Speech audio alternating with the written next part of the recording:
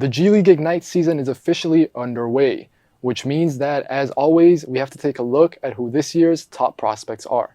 This is Floor and Ceiling. Let's break them down.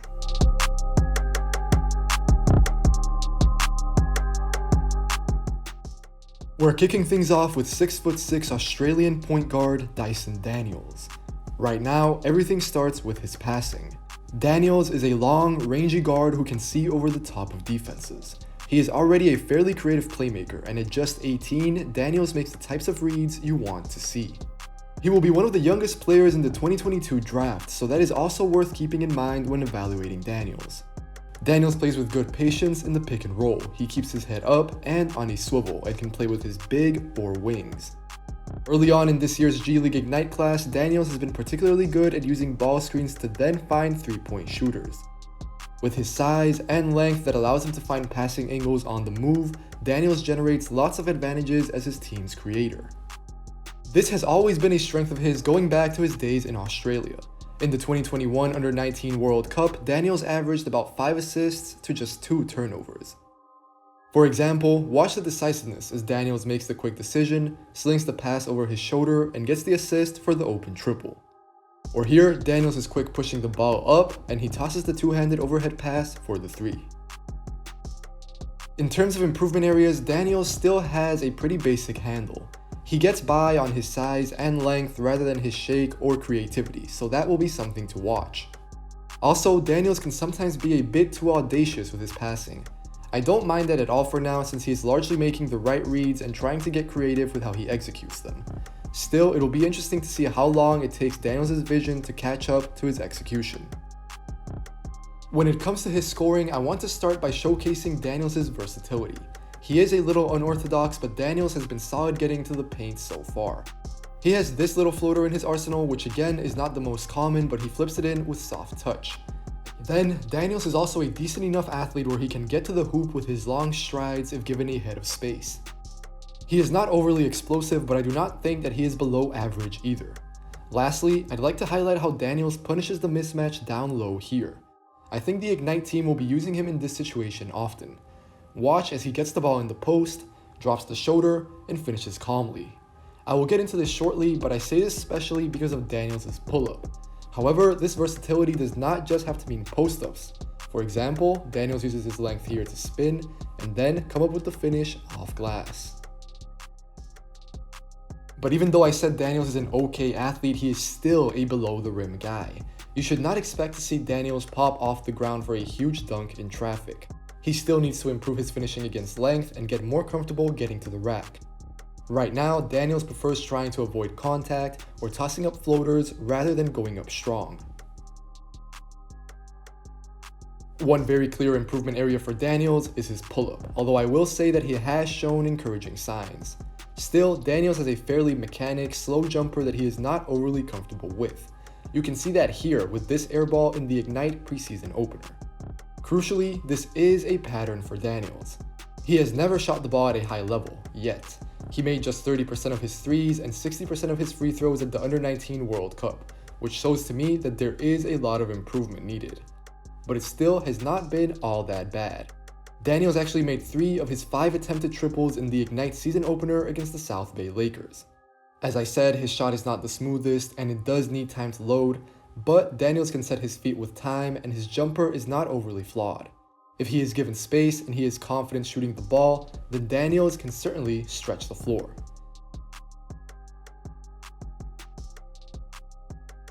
I've also come away really impressed with Dyson Daniels on the defensive end of the floor. Simply put, I think he has tons of potential. Daniels has been incredibly active in the G League Ignite team's first few games. He already has shown glimpses of being a defensive playmaker with good feel for how to use his length.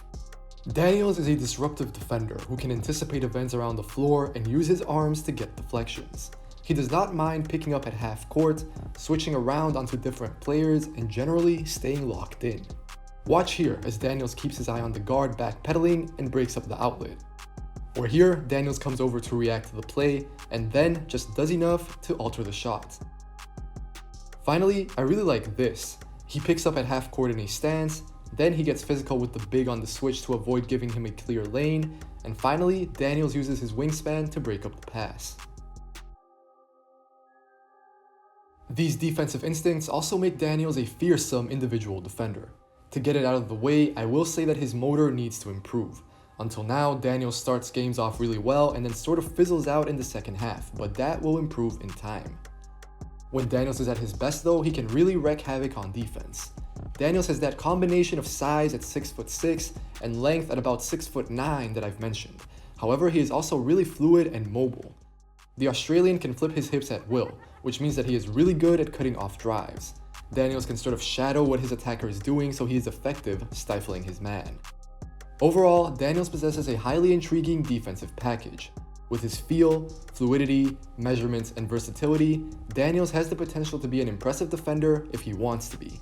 And so far, he's definitely shown that he wants to compete on this side of the basketball.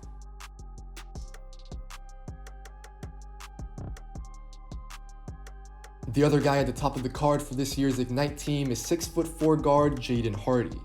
Hardy was ESPN's second best player of his class before he decided to join the G League. His appeal, I think, is clear to see.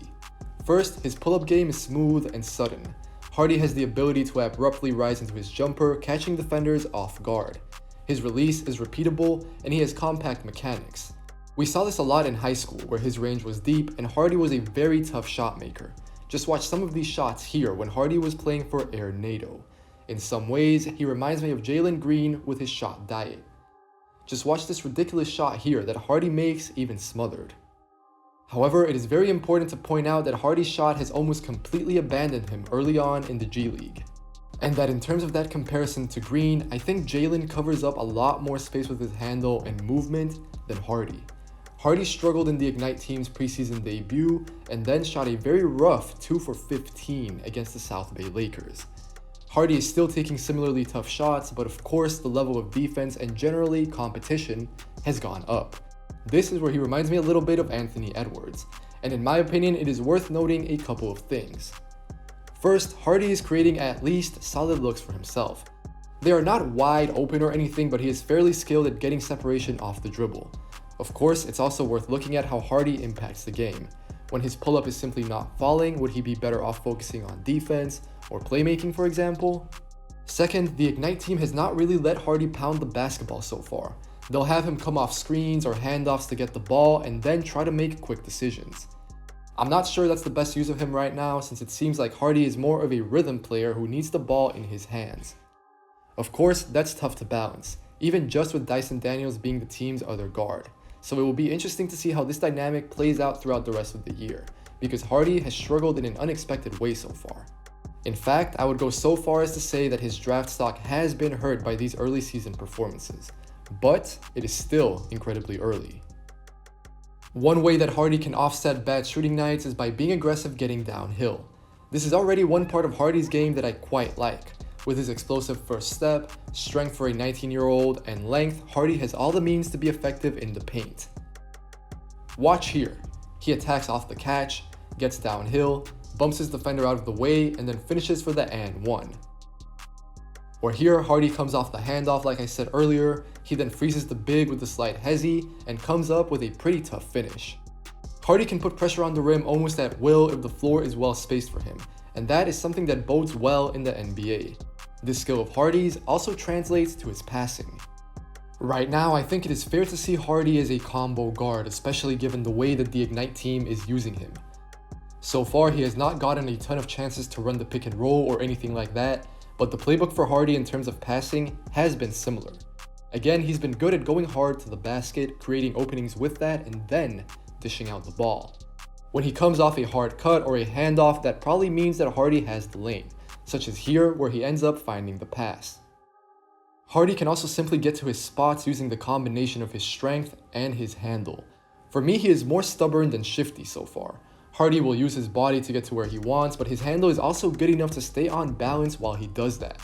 Just watch here as he brings up the ball, gets both feet right next to the basket, and then finds the pass. But I will say that there's also room for improvement when it comes to finishing for Hardy. I expect him to get better at the rim as he gets more minutes under his belt and gets used to the pace and athleticism of professional basketball. Still, Hardy has struggled at times with his finishes. I don't worry about his athleticism at all, but it seems to me like Hardy can sometimes jump too early or using the wrong technique. An athlete of his caliber should not worry about getting stuck under the rim, but that happens often to Hardy. This clip here is an example of that. Again, it happens to Hardy here, when it should not really be the case. As for his other guard skills, the jury is still out on those. The sample size is super small in these few games because it's mostly been Dyson Daniels on the ball. Still, I want to see how Hardy continues to grow as a creator. He does not need to be a point guard per se, but I think you want someone like him to have those skills in his arsenal. That way, having Hardy on your team gives you tons of flexibility. Also, I want to see him tighten up his handle a little bit more and not be so singularly focused on scoring.